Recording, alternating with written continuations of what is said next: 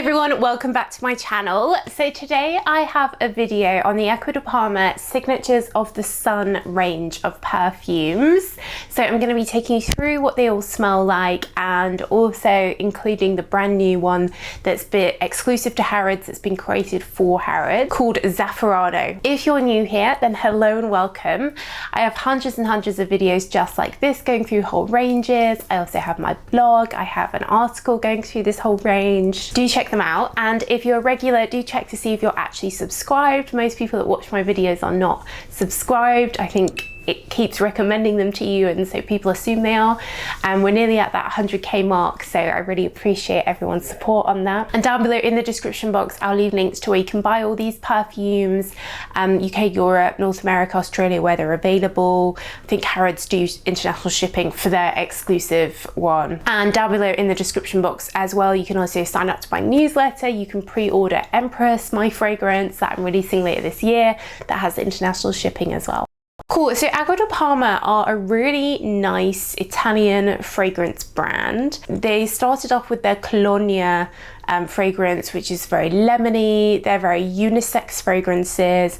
A lot of them are sort of evoking that summertime in Italy, fresh lemon trees, and they're very like positive, uplifting vibe to a lot of the fragrances. So the Signatures of the Sun range combined a few that were out already and lots of new ones. They're all unisex, so I do think some are more suited to men than women. So I'll start with my personal favorite from the range. I went to an event at Harrods where they went through them all, and of course showed the new Harrods exclusive as well, and off the back of that decided to get Osmanthus.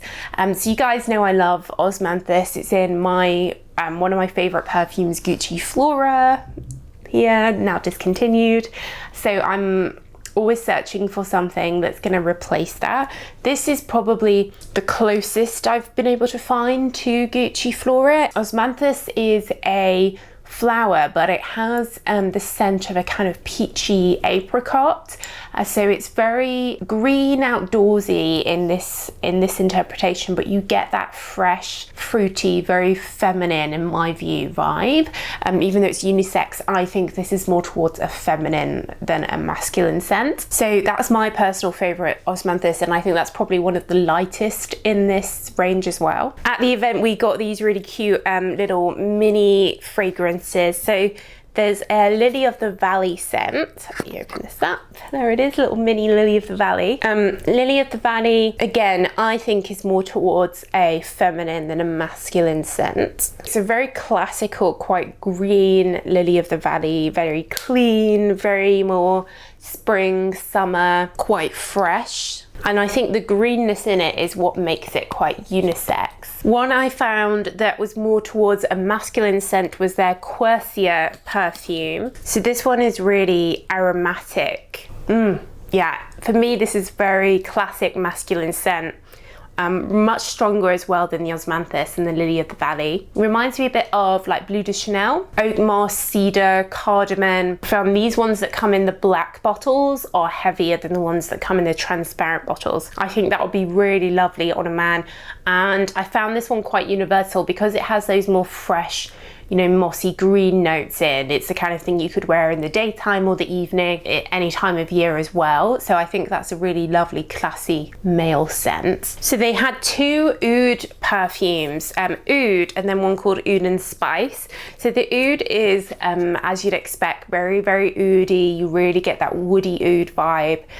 It's quite leathery, very intense, definitely one for big oud fans. The Oud and Spice I have in this little mini, and I personally preferred Oud and Spice because for me it had it wasn't that spicy, it had a more of a charcoal type feel, like a fireplace, like by the fireplace from Replica, but stronger. It felt very warm, charcoaly, and quite sexy, I think, for a male fragrance, and it would be a good evening date night scent, winter perfume. Yeah, I thought that was quite unusual, quite special, the Oud and Spice. I definitely would recommend that for a man looking for something with a bit of presence, something a bit unusual. And it's, yeah, it's that deep charcoal coal type scent, which is unusual and I think quite mysterious. And I didn't really get any oud really from it.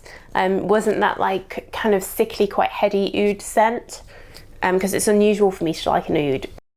They also had a leather one, which was really leathery. I think more towards the male side, but leather is used in female fragrances more and more so. I think if you love just the leather element of a fragrance, then that one was really just all about the leather. There was a little bit of an oudy undertone, and then it even had things like raspberry top note, rose, honeysuckle, but all I could really get was a leathery oud, so quite sexy again. They have one called Amber, which smells like ambergris. I am not an ambergris fan at all, so I literally smelled that for a second and then put it away. Didn't want to take that one home, but it was really strong as well. So any fans of ambergris, then ACQUA di Parma have one for you. Likewise, there was a camellia one, which is very floral, quite feminine, but it was also quite citrusy. It reminded me of the original Colonia ACQUA di Parma lemony citrus, and then this floral camellia heart. They had a cherry blossom one as well, which was definitely, alongside Osmanthus, the you know, most feminine, most delicate. It's called Sakura, which I think is Japanese for cherry. Cherry blossom, and yeah, it was really pretty. It was a classic cherry blossom. I have an article going through lots of different cherry blossom fragrances, so I'll leave that link down below, because I think for the price it's quite expensive. You can get cherry blossom from other brands for a more affordable price. They had a classic sandalwood one called Sandalo. Each perfume really focuses just on one ingredient, like it's all about paying homage to one particular note. There was a vanilla one, Vanilla, which I really found reminded me of in the Blue Mediterranean one. They have an almondy note, so it was like an almondy vanilla, very warm, quite sweet. So I like that one definitely for the winter. They also had a yuzu one, which is that kind of signature ACQUA di Parma lemony vibe. And then they had the Zafferano that they've created with Harrods. It says Harrods on the bottle, on the lid, and it's only available there. And that was a really unusual, classy scent. Again, unisex, but I think leaning a little bit towards the male side, but not super masculine. It used saffron, and they sourced the saffron, like it's real saffron in there rather than like a synthetic version of it. It had that signature lemony top note, and then it became this very classy saffron with geranium, bit of vanilla, and quite a woody dry down. I thought it was fairly unique, definitely very classy. Like anyone wearing that, you smell that on them, it would smell, you know, it was a good quality perfume. So I think it fits very well with the Harrods brand. There was this oranginess to it as well, like a bitter orange. So I would say definitely appropriate for men. I think if you know someone that likes the ACQUA di Parma fragrances, then they'd probably like this. If they like the original Colonia, that type of vibe, I think they'd like this. It's just a little bit more heavier, deeper. And I think the saffron is used in a really nice way to sort of elevate it, but it doesn't make it spicy or oriental. It just adds a unique touch to it. So yeah, I think personally I like the Osmanthus one. The cherry blossom one was nice. I like the vanilla one, but I definitely think there's some beautiful ones in there for men or people that like more masculine fragrances. That Oud and Spice I really liked because it smelled like charcoal, and I thought that was just really nice. So yeah, let me know if you want any more ACQUA di Parma videos. Let me know in the comments down below. But yeah, that's my rundown of the whole range, and let me know if you've got a favorite. Which one do you wear? What do you think? Let me know in the comments. I do read your comments.